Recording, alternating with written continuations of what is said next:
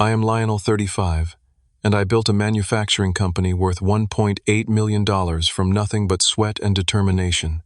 Growing up in blue-collar Michigan taught me grit, but nothing prepared me for my own father, handing my life's work to my brother Marcus, just because he had kids.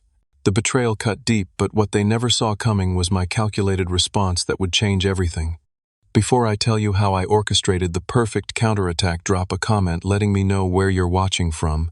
Hit that like button and subscribe to hear stories of family betrayal and sweet, sweet justice. I grew up in a modest neighborhood on the east side of Detroit, where most families lived paycheck to paycheck, including ours.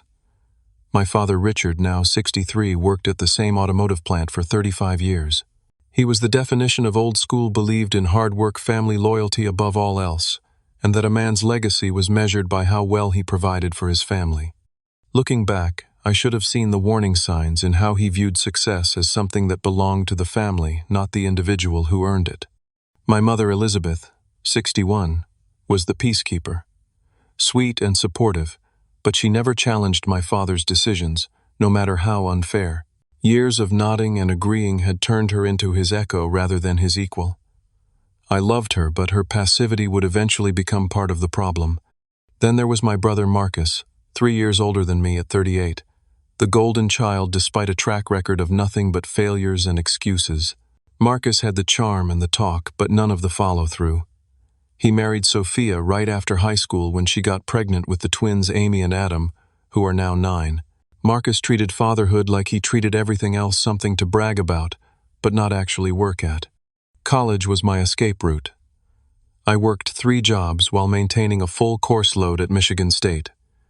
Weekdays at the campus bookstore, evenings waiting tables, and weekends at an auto parts warehouse. Sleep was a luxury I could rarely afford, but I graduated with honors with a business degree, and only $15,000 in student debt, far less than most of my classmates. My first real job was at Detroit Precision Manufacturing, starting in sales but quickly moving up to account management. The company made specialized engine components, and I became fascinated with the manufacturing process. I noticed inefficiencies everywhere and opportunities the company was missing. When I brought these to my manager's attention, he patted me on the shoulder and said, "Just focus on your accounts, kid." That moment planted the seed. I started researching the market for specialized automotive parts, manufacturing specifically components that required precision engineering, but were currently being imported at high cost. There was a gap in the American market. For 2 years, I worked my day job while developing a business plan at night. At 25, I took the biggest risk of my life. I quit my stable job with benefits to start Precision Edge Manufacturing. I had $50,000, saved every penny I had, and took out a small loan using my used Toyota as collateral. My father thought I had lost my mind. "You're throwing away a good job for a pipe dream," he said. Marcus laughed and told me I would come crawling back within 6 months. My first workshop was a rundown warehouse space in an industrial area that had seen better days. The rent was cheap because half the roof leaked when it rained. I set up plastic tarps to protect the machinery I had scraped together, mostly used equipment I had refurbished myself. Those early days were brutal. 18-hour workdays were standard. I slept on a cot in the back office to save commute time and rent money. Every dollar went back into the business. The breakthrough came 8 months in. A local auto manufacturer needed specialized parts with a quick turnaround after their regular supplier had quality control issues. I worked 48 hours straight to fulfill that order, delivered it personally, and made sure it was perfect. That contract led to regular work, which allowed me to hire my first 2 employees. Year by year, I expanded. 1 machine became 5, 2 employees became 10, then 20, then 48. The leaky warehouse became a proper manufacturing facility. By the 10-year mark, Precision Edge was generating $1.8 million in annual revenue with clients across the Midwest and expanding into the East Coast. Every step of the growth came from calculated risks and reinvestment.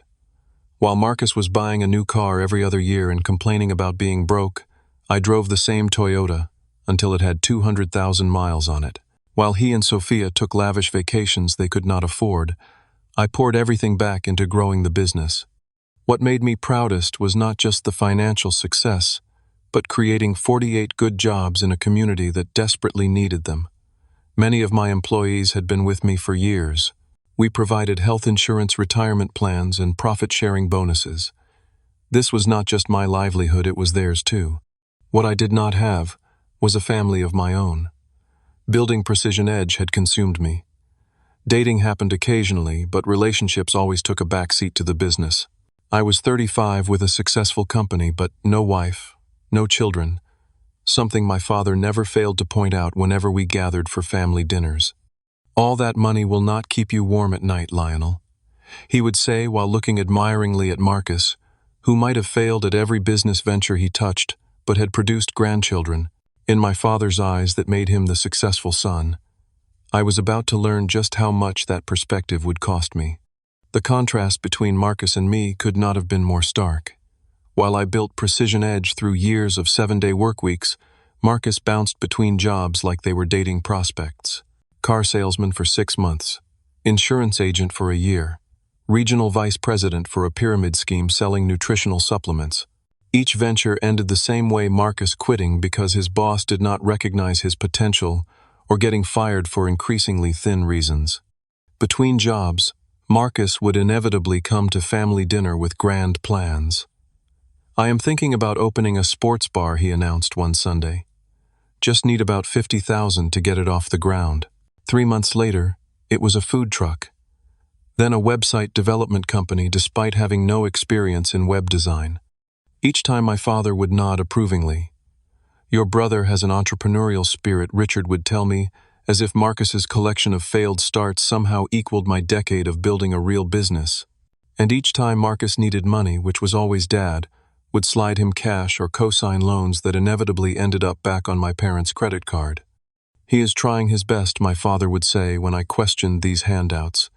"He has a family to support," as if that excused everything.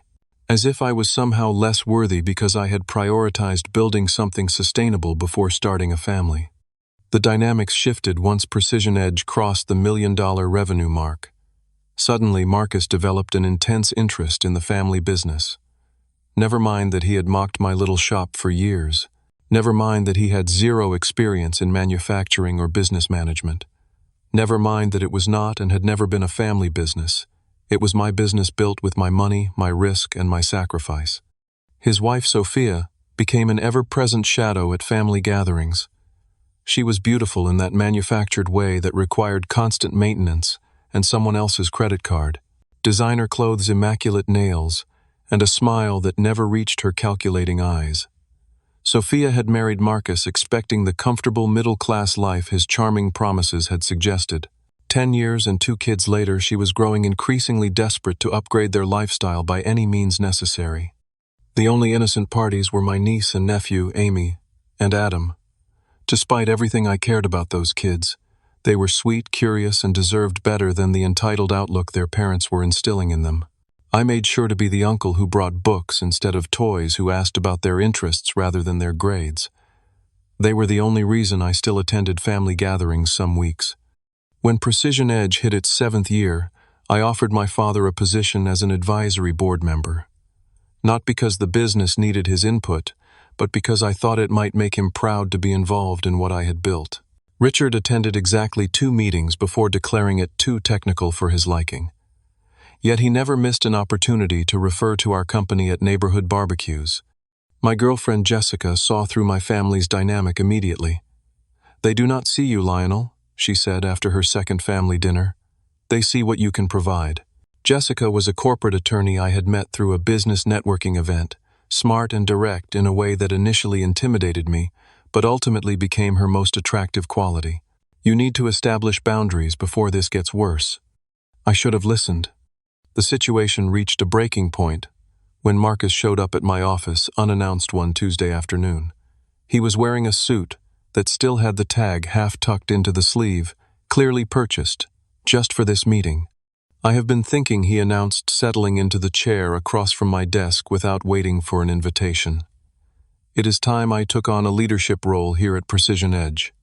I nearly choked on my coffee. "A leadership role? You have never worked in manufacturing." "But I am family," he said, as if that was the only qualification that mattered. I am thinking VP of Business Development. I have a lot of connections. His connections were drinking buddies from his various failed career attempts, but that did not stop him from demanding a six-figure salary and a company car. When I declined suggesting he might start in sales to learn the business, Marcus stormed out. That night, my father called. "Family helps family, Lionel. Your brother needs this." Despite my better judgment, I created a position for Marcus as a client relations manager, a role with clear responsibilities but limited authority. His starting salary was generous, given his lack of experience, but far below the executive compensation he had demanded. It took less than a month for the problems to start. Marcus routinely arrived late and left early, citing nebulous client meetings that never appeared in the CRM system. He took credit for contracts negotiated by other team members. Worst of all, he began making promises to clients that our production team could not fulfill, damaging relationships I had spent years building. "You need to talk to Marcus," my production manager Dave told me after a particularly impossible rush order had been promised. He told Midwest Auto we could deliver 50 custom parts by Friday. The materials alone will take 2 weeks to arrive. When I confronted Marcus, he shrugged. "I am bringing in business. Figure it out." Employees began to complain. Marcus spoke condescendingly to staff who had been with the company for years. He spent hours in his office, playing mobile games or taking personal calls. Yet he was the first to join client lunches or industry events where he could play the role of company executive. I was caught in an impossible position, protecting the business I had built while managing family politics. Each conversation with Marcus turned into a defensive blame game that inevitably resulted in calls from my father accusing me of undermining my brother's chance at success. It was becoming increasingly clear that my family viewed my business as a communal asset, something I had built for all of them to benefit from, rather than the result of my personal vision and sacrifice. What I did not yet realize was just how entitled they felt to the fruits of my labor and how far they would go to claim them. The 10-year anniversary celebration for Precision Edge was supposed to be the proudest moment of my professional life. We had transformed from a one-man operation in a leaky warehouse to a thriving business with 48 employees and $1.8 million in annual revenue. I had rented an event space downtown, invited clients, employees, and their families, suppliers, and local business leaders who had supported us along the way. The company had just secured financing for expansion into a new facility that would double our production capacity. It was a carefully calculated move that would position us to take on larger contracts with automotive manufacturers across the country. I had not shared these plans widely, yet preferring to make the announcement when the deal was finalized the following week. My father, Richard, insisted on giving a toast. I thought nothing of it. After years of indifference toward my business, he had recently shown more interest. I assumed he was finally ready to acknowledge what I had built. I could not have been more wrong. Richard tapped his glass, the sharp ping silencing the room as everyone turned toward him. He smiled broadly, placing his hand on Marcus's shoulder. "When Lionel started this little operation 10 years ago, I knew he had potential," my father began. "But what makes me proudest is seeing how this has become a true family business." I felt a twinge of unease but forced a smile. Richard continued. "A man's legacy is not just what he builds, but who he passes it to. That is why I am so pleased to announce the next chapter for Precision Edge Manufacturing." The room was attentive now, all eyes moving between Richard and me. I noticed Marcus and Sophia exchange knowing glances, her red-painted lips curving into a smile that sent a chill through me. After discussions with both my sons, we have decided that leadership of Precision Edge will transition to Marcus over the next 3 months. With his family responsibilities and Lionel's desire to pursue other interests, this is the perfect time for a change in management. The glass nearly slipped from my hand. What discussions? What other interests? This was the first I had heard of any transition. The room fell into uncomfortable silence, employees and business partners looking at me with confusion. A toast to the future of Precision Edge under Marcus's leadership, Richard concluded, raising his glass while Marcus stepped forward, beaming with unearned pride. Sophia clutched his arm, surveying the room like a queen at her coronation. I stood, frozen humiliation burning through me as scattered, confused applause broke out.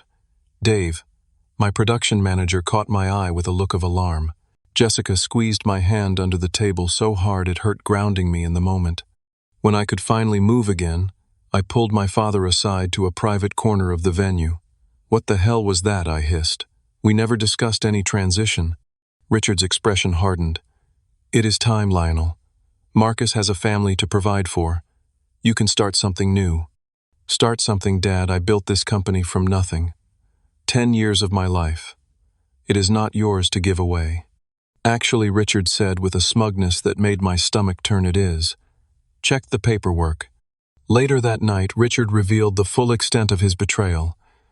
7 years ago, during a cash flow crisis, I had needed a loan guarantor to secure additional equipment financing.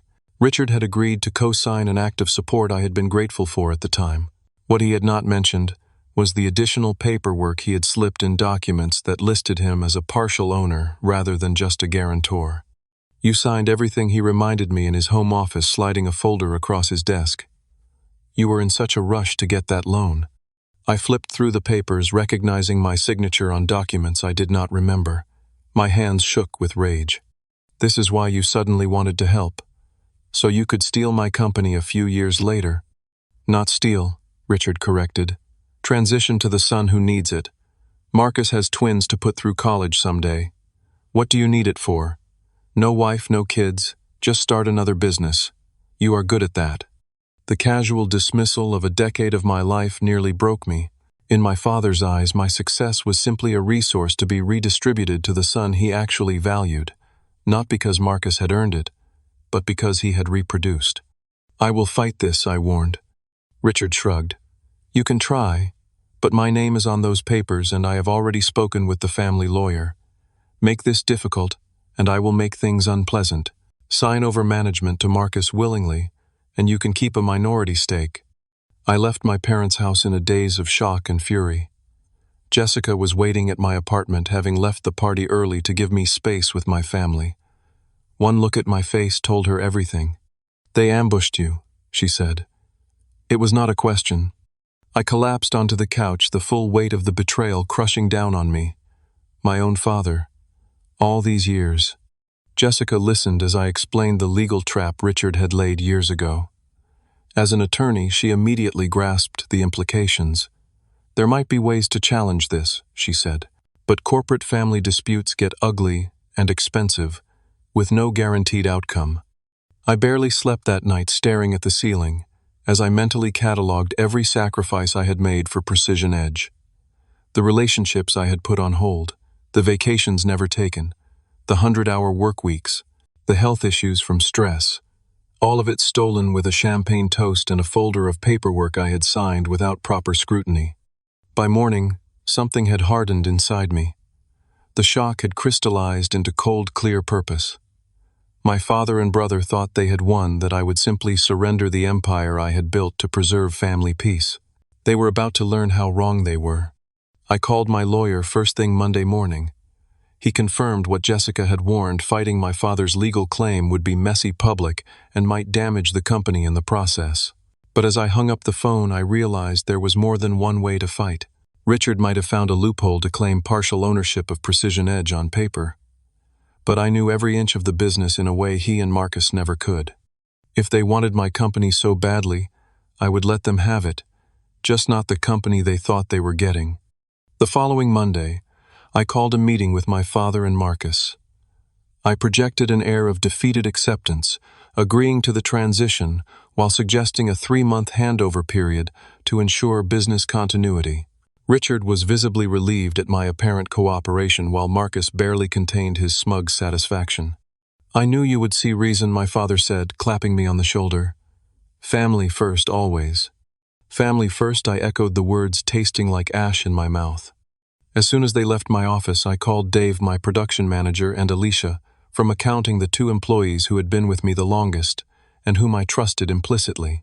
When they arrived, I closed the door and activated the white noise machine I used for sensitive client meetings. "I need to tell you something, and I need your absolute discretion," I began. For the next hour, I explained the situation: my father's legal maneuvering, the forced transition to Marcus, and why this would be disastrous for the company we had all built together. "Marcus will run this business into the ground within a year. Dave said, voicing what we all knew. He cannot even run the coffee machine properly. I am not going to let that happen, I assured them. Not to the company and not to the people who have worked so hard to build it. But I need your help. Over the next week, I discreetly spoke with each key employee. Not everyone needed to know the full story, but I made sure the core team understood what was happening. To my relief, loyalty ran deep. Not a single person broke confidence.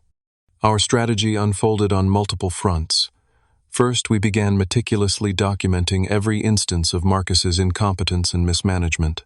His missed meetings, unfulfilled promises to clients, and complete lack of understanding of manufacturing processes created a paper trail of catastrophic leadership. Meanwhile, I worked with Alicia to subtly restructure how our client relationships were documented.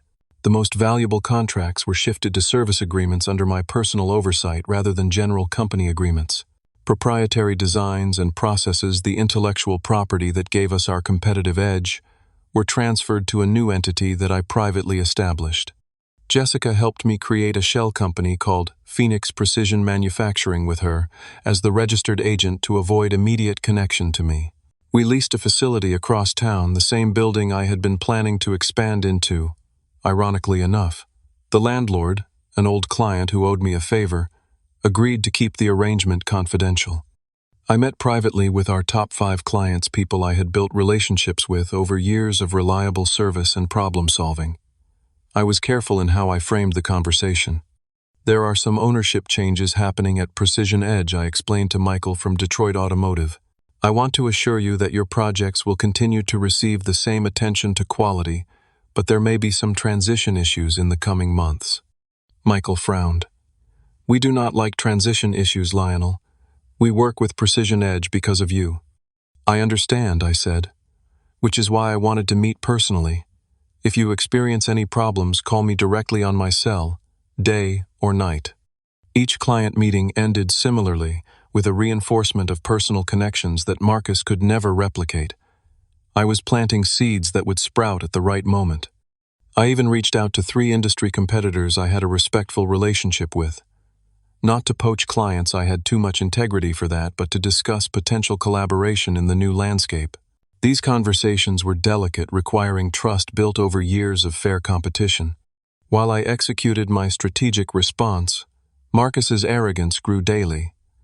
He started coming to the office in tailored suits, introducing himself to longtime employees as the new CEO. He commandeered the prime parking spot and ordered new business cards with President and Chief Executive Officer embossed in gold lettering. He even had the audacity to redecorate my office before the transition was complete. We need to project success, he explained, when I questioned the expensive new furniture delivered to what was still technically my office. First impressions matter. Richard visited weekly, nodding approvingly at Marcus's superficial changes, while remaining oblivious to the systematic dismantling happening beneath the surface. The place is already looking more professional, he commented once, gesturing to the pretentious artwork Marcus had hung in the reception area. Sophia's behavior was perhaps the most galling. She began introducing herself as the owner's wife to employees and clients alike. She dropped by unannounced, critiquing everything from the office decor to the staff dress code. Most alarmingly, she initiated a spending spree, ordering a customized luxury SUV for client meetings and remodeling their house with money they did not yet have. Behind this facade of victory, I methodically executed each phase of my counter-strategy. Equipment was moved for calibration at an external facility, equipment that would never return. Key employees were reassigned to special projects that conveniently required them to work off-site. Client files were digitized, with the most critical information finding its way to secure servers outside the Precision Edge network. The process was not without emotional cost. Each night I questioned whether I was taking things too far. Was I destroying what I had built just to spite my father and brother? Was my pride worth potentially hurting innocent employees caught in the crossfire? Jessica became my moral compass during these moments of doubt. You are not destroying anything, she assured me. You are preserving what matters. The relationships, the expertise, the quality that makes the business valuable in the first place. Marcus and your father are the ones willing to sacrifice all that for ego and entitlement. One unexpected bright spot emerged during this dark time. My mother Elizabeth, who had always avoided conflict, visited me at home one evening. She sat at my kitchen table, hands wrapped around a mug of tea, looking older than her 61 years.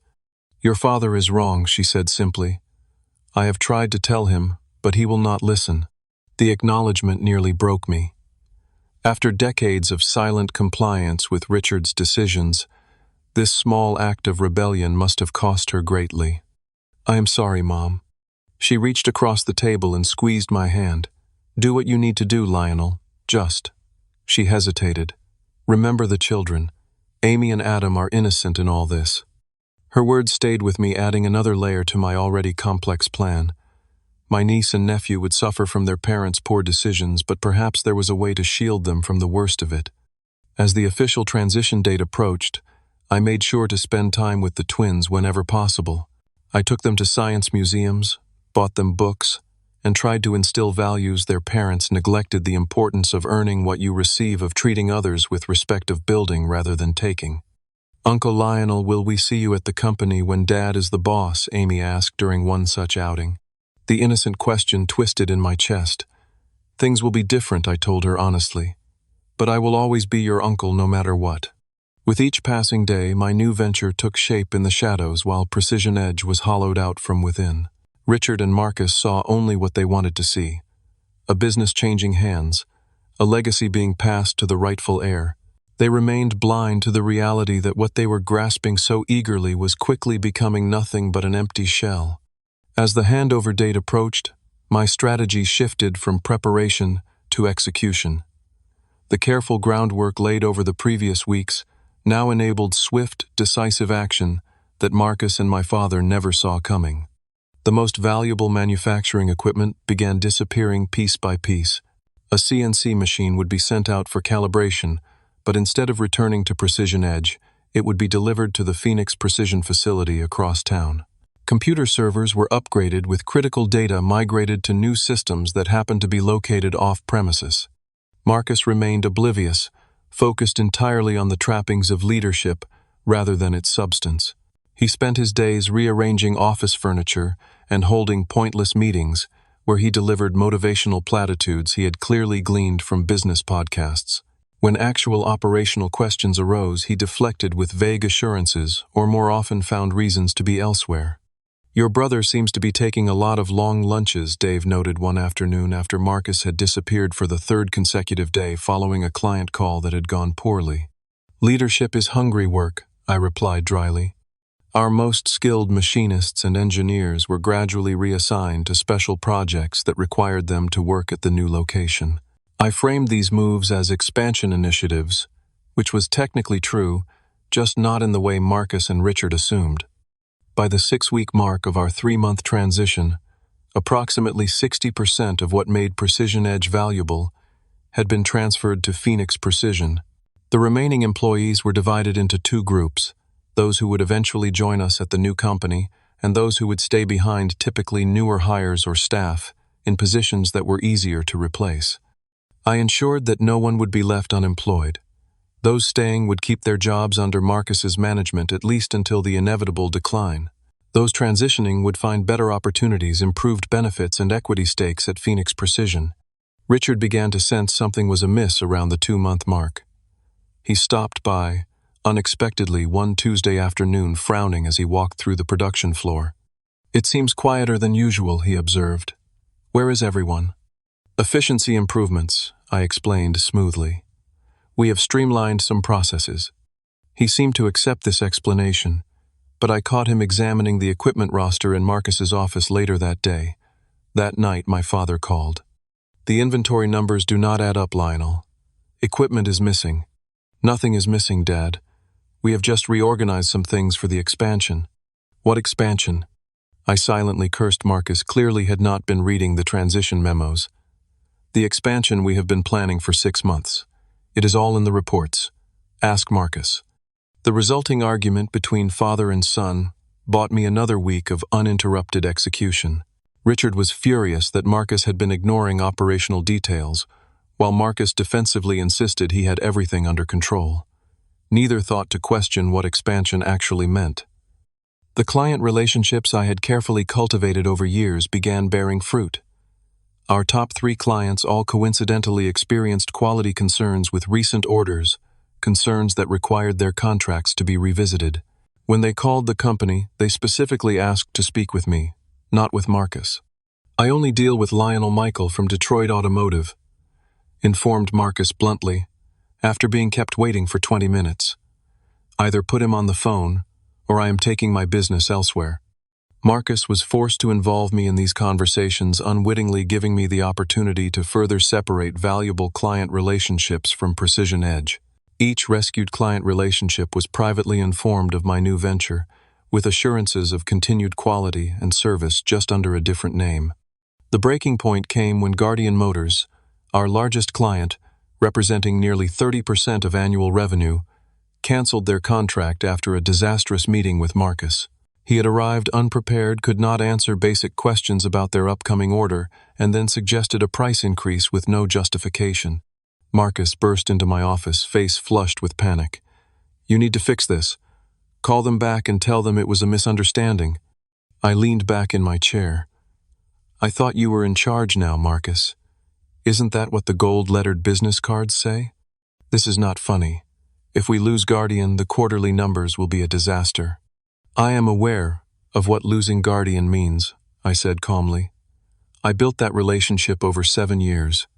Marcus's panic quickly turned to accusation.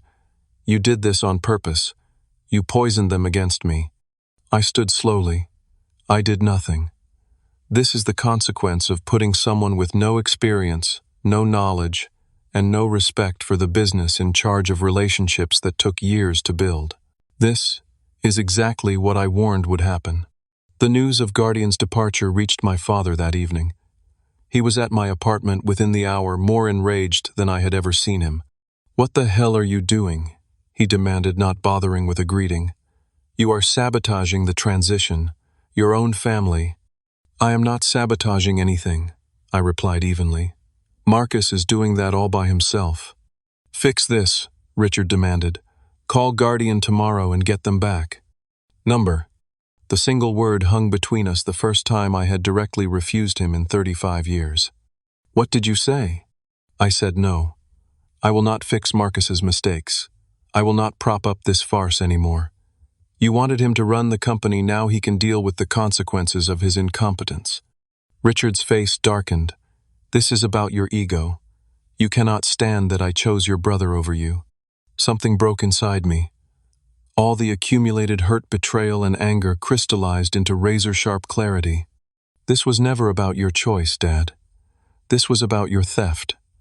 You stole my life's work and handed it to someone who did not earn it, who does not deserve it, and who cannot maintain it. And you did it because in your warped value system, Marcus deserves a free ride because he had children, while I deserve nothing, despite creating something from nothing.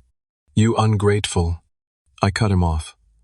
"The transition is complete as far as I am concerned. Marcus is now in charge of Precision Edge manufacturing, every bit of it." Richard's eyes narrowed with suspicion. "What have you done?" I smiled for the first time in weeks. "Nothing illegal, if that is what you are asking. Just made sure that what you are stealing is worth exactly what you and Marcus deserve." The next day I cleared out my personal belongings from the office. As I placed the last photo in a box, Marcus stormed in, waving a stack of papers. "What is this?" "The Henderson contract is gone, and Wilson Manufacturing. And where the hell is the patent documentation for the composite fitting process?" I placed my office keys on the desk. "Sounds like you have some work to do, CEO. You cannot do this. Those are company assets. Check the paperwork, Marcus. Everything was done legally." As I walked out the front doors of Precision Edge for the last time, I heard my father's voice behind me. "This is not over, Lionel." I turned, looking at both of them standing in the doorway, Richard red-faced with fury, Marcus pale with dawning comprehension. "Actually," I said with calm certainty, "it is completely over.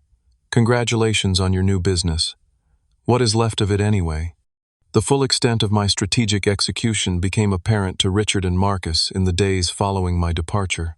When Marcus arrived at work the Monday after I left, he found half the staff missing a ghost town where a thriving manufacturing operation had once been. The remaining employees handed in their resignations one by one, citing changes in company direction as their reason for leaving. By the end of that first week, Marcus was left with a skeleton crew of mostly administrative staff and a few newer production employees, none of whom had the expertise to handle the specialized manufacturing processes our reputation was built on. Richard's threats of legal action began immediately. A cease and desist letter arrived at my apartment, followed by increasingly aggressive communications from the family lawyer. Jessica reviewed each one, her professional assessment consistent. They have no case. Everything was done by the book.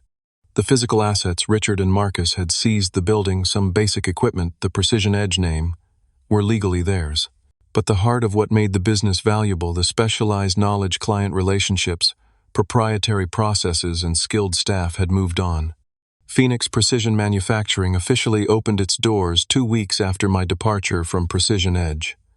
Our facility was modern, efficiently laid out based on lessons learned over the past decade. 42 employees, including nearly all the senior staff and skilled machinists from Precision Edge, filled positions with improved compensation packages and profit-sharing options. Most crucially, 80% of our previous client base followed us, including all 5 top revenue-generating accounts. They came not because of contractual obligations, but because of relationships and trust built over years, things that could not be transferred in legal documents or stolen through manipulation. Marcus's desperate attempts to save what remained of Precision Edge were painful to watch even from a distance. He slashed prices to try to retain the few clients who had not yet jumped ship, cutting margins to unsustainable levels. He hired inexperienced replacements at inflated salaries, trying to recreate the expertise that had walked out the door. He even attempted to poach back former employees with promises of executive titles and benefits he could not possibly afford. Within 2 months, the financial reality hit home. Richard had to inject personal funds to meet payroll. Marcus was forced to sell his newly purchased luxury SUV. Sophia, who had been redecorating their house for the executive lifestyle she anticipated, had to cancel construction midway through. The family fractured along predictable lines. Richard blamed me exclusively, telling anyone who would listen that I had sabotaged the family business out of spite. My mother Elizabeth shocked everyone by defending my actions, leading to the first serious rift in their 40-year marriage. Extended family members and longtime family friends chose sides, with opinion roughly split between those who saw me as the villain and those who recognized the injustice I had faced. The hardest part was the impact on Amy and Adam. Suddenly, their parents could no longer afford the private school tuition. Birthday parties were scaled back. The summer vacation to Disney World was canceled. They did not understand why, only that their world had changed and that Uncle Lionel was somehow involved. I maintained my distance from the immediate family drama, channeling all my energy into ensuring Phoenix Precision's successful launch. We secured our first major new contract within a month, a parts manufacturing deal for an electric vehicle startup that would never have considered the old Precision Edge. The legal threats eventually fizzled out. As Richard's lawyer clearly explained the reality, I had not violated any non-compete clauses, which did not exist in the hasty paperwork Richard had used to claim partial ownership, nor had I misappropriated physical assets or intellectual property that was clearly company-owned. I had simply taken my personal expertise, relationships, and goodwill, things that belonged to me, not to the corporate entity. They have nothing, Jessica confirmed after their third legal threat resulted in no actual lawsuit. They know it, their lawyer knows it, and now they are just posturing to save face. 6 weeks after the split, I received an unexpected visitor at Phoenix Precision. Dave came to my office looking uncomfortable. "There is someone here to see you," he said. "Your mother with the twins." I found them in the reception area, Elizabeth looking tired, but determined, Amy and Adam wide-eyed at the machinery visible through the production floor windows. "Mom, is everything okay?" She hugged me tightly. "We were in the neighborhood. The children wanted to see what their uncle does." It was a transparent excuse. We were in an industrial park 20 minutes from their home, but I appreciated the gesture. I gave them the full tour, showing the children how the machines worked from a safe distance, introducing them to employees who greeted them warmly. "Your factory is so much cooler than Dad's Atom," said innocently, causing my mother to wince slightly. "Both places make important things," I said diplomatically. After the tour, my mother pulled me aside while the receptionist showed the twins the 3D printer in the design lab. "It is bad, Lionel," she admitted quietly. "The business is failing. Your father had to take out a second mortgage on the house. Marcus and Sophia are fighting constantly." I had expected this, but took no joy in hearing it confirmed. "I am sorry about the mortgage. I never wanted you to suffer for their poor decisions." Elizabeth shook her head. "I am not asking you to fix this. They made their choices. She hesitated. "The children. They do not understand what is happening." I looked over at my niece and nephew laughing as they watched the printer create a small plastic toy. "I have been thinking about them," I admitted. "I have some ideas." The following week, I met with my financial advisor and established college funds for both children trusts that neither Marcus nor Sophia could access or redirect. It was a significant investment, but ensuring my niece and nephew would have educational opportunities regardless of their parents' financial situation felt like the right thing to do. I also began inviting them for weekend activities, science, museums, baseball games, library visits, providing stability amid the chaos of their home life. During these outings, I never disparaged their parents, but focused on instilling values that would serve them well: the importance of integrity, hard work, and taking responsibility for one's actions. 3 months after the split, I heard through industry channels that Precision Edge had laid off its remaining staff. The following week, a foreclosure notice appeared on the building. Marcus had finally run the business completely into the ground, just as everyone had predicted. Richard suffered a minor heart attack shortly after, not life-threatening but serious enough to be a wake-up call. During his hospital stay, I sent flowers, but did not visit, respecting the boundaries that had been established. To my surprise, he called a few days after being discharged. "We need to talk," he said, his voice lacking its usual commanding tone. We met at a neutral location, a coffee shop halfway between our homes. Richard looked diminished, his face gray, and drawn, the events of recent months aging him visibly. "I was wrong," he said after we had sat in uncomfortable silence with our coffee. The words clearly cost him considerable effort.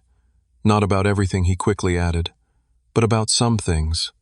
It was as close to an apology as I was likely to get. I nodded, waiting for him to continue. "Marcus was not ready," Richard admitted. I thought he just needed an opportunity, that he would rise to the challenge." "It was never about whether Marcus could rise to the challenge," I said quietly. "It was about the fact that you were giving away something that was not yours to give." Richard stared into his coffee. "Perhaps." Another long silence stretched between us. "Marcus has applied for bankruptcy," he finally said. "Personal and business. He and Sophia are selling their house. They will be moving in with us temporarily." I absorbed this information without comment. The outcome had been inevitable from the moment Marcus took control, but I took no pleasure in their suffering. "What will you do now?" Richard asked. "Continue building Phoenix Precision. We are already exceeding the revenue Precision Edge had at its peak." Richard nodded slowly. "And Marcus, if he came to you?" I set my cup down carefully. "If Marcus comes to me looking for a real job, not an executive title, not a handout, but an actual position where he works and earns his way, I would consider it. Starting at the bottom like everyone else." Richard looked like he might argue, but then seemed to think better of it. "I will tell him." 2 weeks later, Marcus showed up at Phoenix Precision. Gone were the tailored suits and air of entitlement. He looked tired, humbled, and genuinely desperate. "I need a job," he said simply. "Any job." I studied my brother, searching for signs of the old Marcus, the expectation of special treatment, the shortcuts, the charm offensive. Instead, I saw something new, genuine humility. "We have an opening in the warehouse," I told him. "Loading dock, physical work, entry-level pay, standard probationary period like any new hire." I expected anger, indignation, or at least negotiation. Instead, he just asked, "When can I start?" "Monday, 7 a.m. Do not be late." To everyone's surprise, including my own, Marcus showed up at 6:45 that Monday, and the next day, and the day after that. The transformation was not immediate or without setbacks, but it was real. Financial devastation and public failure had accomplished what years of family enablement had prevented Marcus finally growing up. 6 months after the dramatic split between Precision Edge and Phoenix Precision, the contrast could not have been more stark. The former had ceased to exist entirely, its assets liquidated in bankruptcy proceedings, its name little more than a cautionary tale in local business circles. Phoenix, meanwhile, had not just survived, but thrived, already surpassing the success of its predecessor, with annual revenue projections approaching $2.5 million. Yet financial success, while validating, proved less satisfying than I had anticipated. The victory over my father and brother had come at a cost, family relationships damaged possibly beyond repair and innocent parties caught in the crossfire. The twins especially had suffered from their parents' downfall, moving from their spacious home to my parents' cramped guest room, changing schools mid-year, and enduring the whispers and pity of former friends. I had maintained contact with Amy and Adam throughout the turmoil, becoming a stable presence in their increasingly chaotic lives. Beyond the college funds I had established, I made sure they had access to books, educational opportunities, and occasional respites from the tension at home.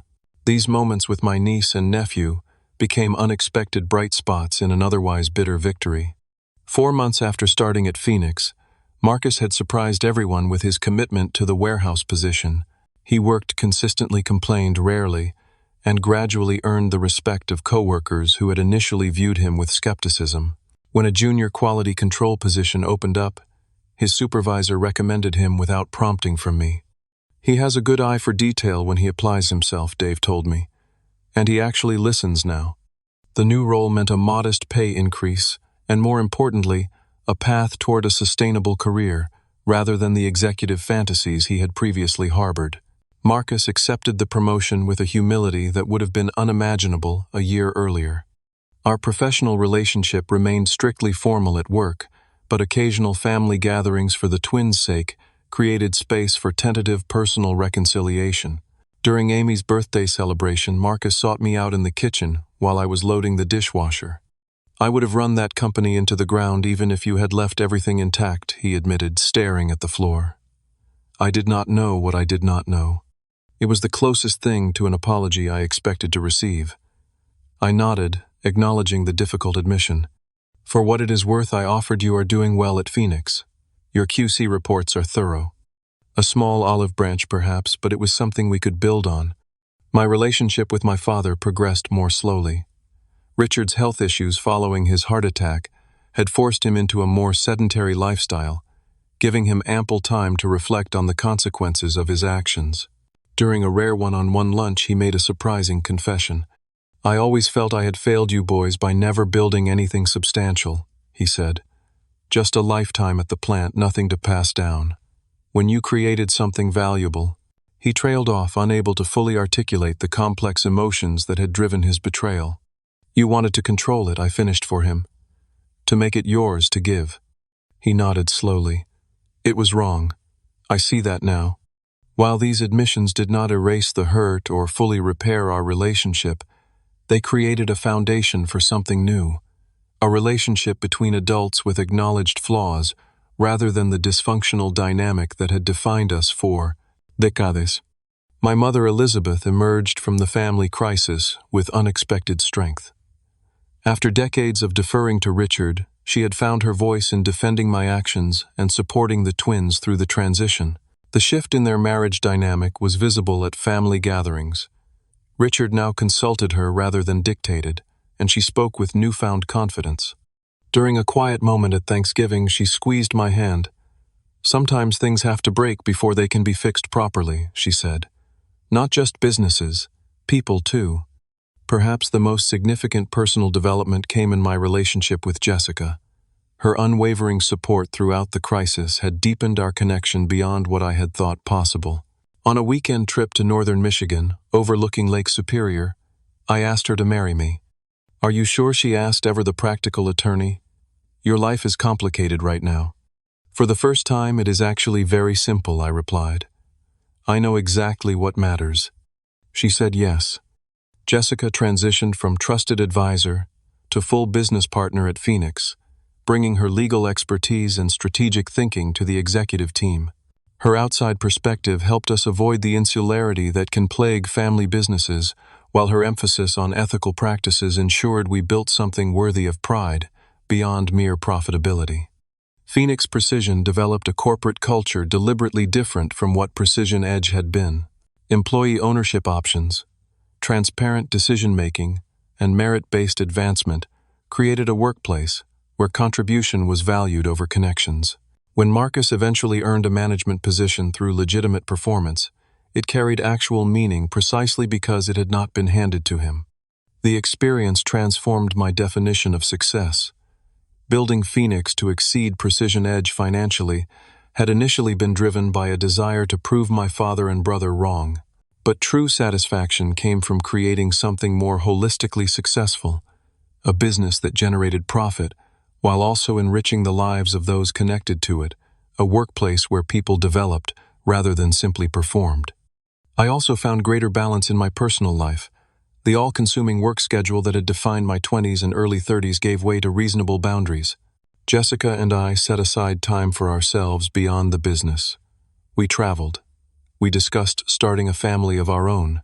I discovered there was room in my life for both professional achievement and personal fulfillment. They were complementary, rather than competing priorities. The most profound lesson emerged gradually: the difference between revenge and self-preservation. In my darkest moments during the conflict, I had wanted to destroy what my father and brother were trying to take from me. But the path I ultimately chose was not about destruction but creation, preserving what was valuable and using it to build something better. Forgiveness did not mean allowing further exploitation. Boundaries could be maintained without perpetuating bitterness. Family connections could be preserved without sacrificing self-respect. These nuanced realizations replaced the black and white thinking that had initially driven my response to the betrayal. As Phoenix Precision celebrated its first anniversary, I gathered the entire company for a statement about our future direction. Looking out at the assembled team, including many who had made the journey from Precision Edge, alongside new faces bringing fresh perspectives, I felt a sense of purpose transcending the painful circumstances of our founding.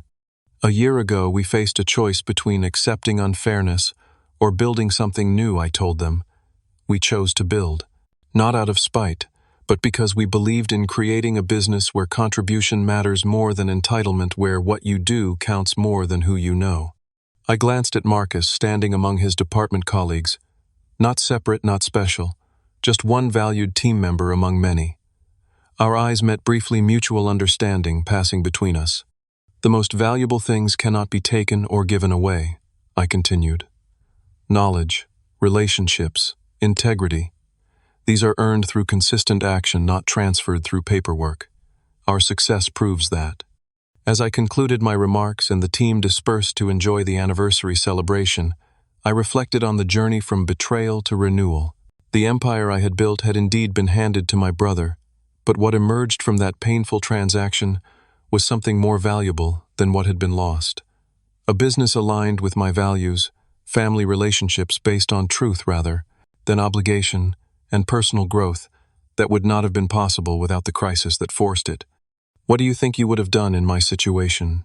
Would you have fought differently or taken another path entirely? Let me know in the comments below. If this story resonated with you, please hit the like button, subscribe to hear more experiences like this one, and share it with someone who might need to hear that standing up for yourself can lead to something better than what you're fighting to keep.